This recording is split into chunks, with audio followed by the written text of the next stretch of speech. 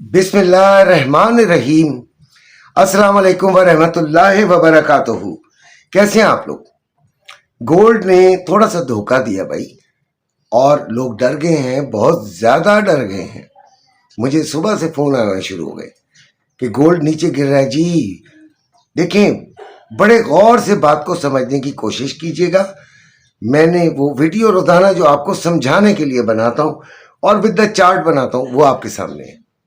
जिस मार्केट रात को गिर गई, यानी सुबह को जो सेशन खुला मॉर्निंग में, तभी मैं आपको बताता हूँ कि हमेशा मार्केट की क्लोजिंग और फिर उसके बाद जो सुबह तक उसकी मूवमेंट होती है, उसके बाद ही मैं बताता हूँ।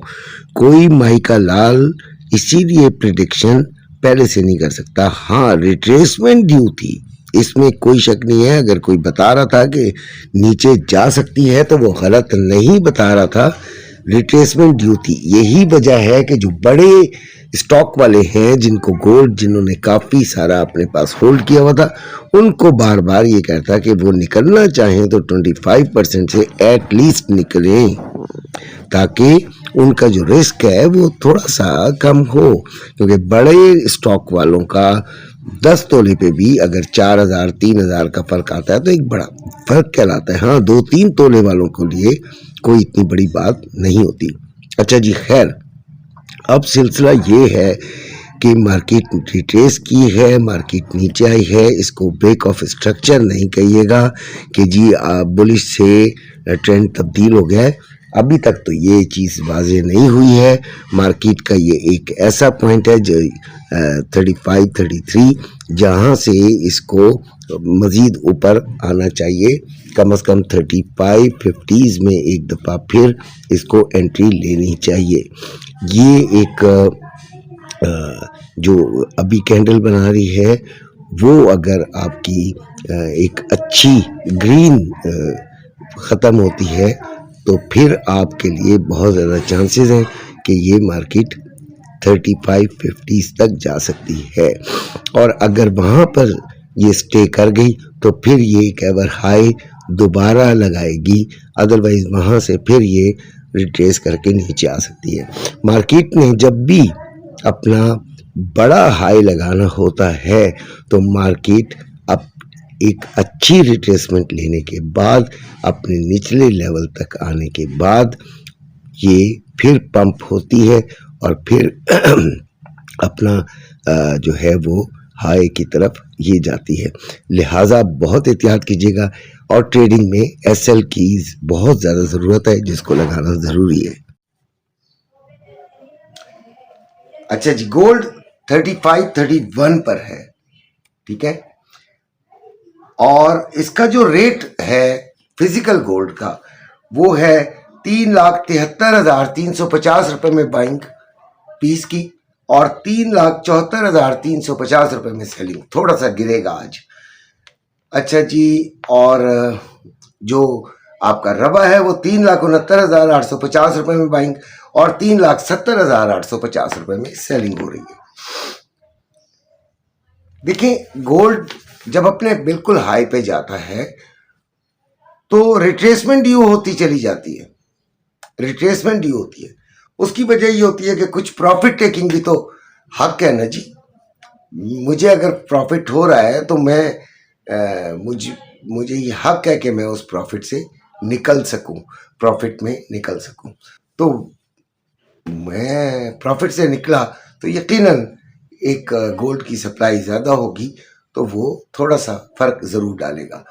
दुनिया में करोड़ों लोग गोल्ड में इन्वेस्ट भी करते हैं, तो जब वो अपना गोल्ड सेल करते हैं तो उसको हम करेक्शन कहते हैं, प्रॉफिट टेकिंग कहते हैं, जिसके नतीजे में गोल्ड नीचे गिर सकता है। इसमें कोई बड़ी बात नहीं है, ठीक है। अब मसला ये है कि चेंज ऑफ स्ट्रक्चर हुआ कि नहीं हुआ।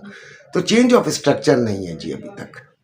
जब तक कि ये 3450 से नीचे जाके नहीं बंद होता, मैं इसे 100% अभी यही कहूँगा कि ये चेंज ऑफ स्ट्रक्चर नहीं है। बहरहाल, मैंने 2 कैटेगरीज बताई थी इन्वेस्टर्स की। एक वो जो कि 2-4 तोले के होते हैं, और एक जो बड़ी बल्क उनके पास मिकदार होती है गोल्ड की। तो जो ज़्यादा होते हैं जिनके पास, उनको, वो इन्वेस्टर्स को ज़्यादा बड़ा रिस्क होता है उनका, तो उनको 25% से निकल जाना चाहिए था।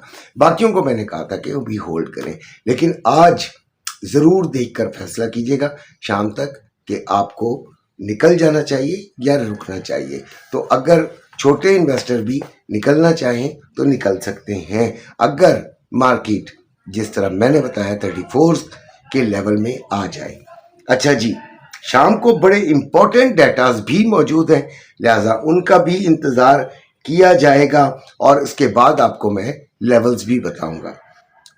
वीडियो पसंद आए तो लाइक और सब्सक्राइब कर दीजिएगा, और साथ अगर ग्रुप में आना हो तो मैसेज कर दीजिएगा। इंशाल्लाह हफ्ते इतवार को आपको मैं सबको शामिल कर लूँगा।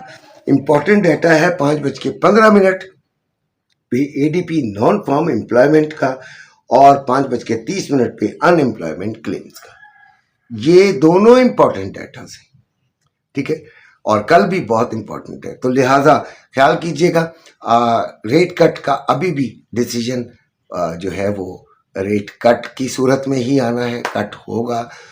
तो अभी तक यही इत्तलाएं हैं, तो गोल्ड के बढ़ने के अभी भी चांसेस मौजूद हैं। लेवल्स देख लीजिएगा, रेजिस्टेंस 3574 से 80 जो कि क्रिएट हुई है, और 3600 क्यों दे रहा हूँ, वो एक साइकोलॉजिकल फिगर आ जाता है इसलिए दे रहा हूँ, वरना इसकी कोई ज़रूरत इतनी नहीं थी। और सपोर्ट तकरीबन उसी पे चल रही है, 30 पे चल रही है मार्केट, तो 3525 से 27, और फिर 3480 से 3472 नीचे काफ़ी आई थी, लेकिन ये इसने रिकवर किया है। अपना बेनतहा ख्याल रखेगा। अल्लाह हाफिज़।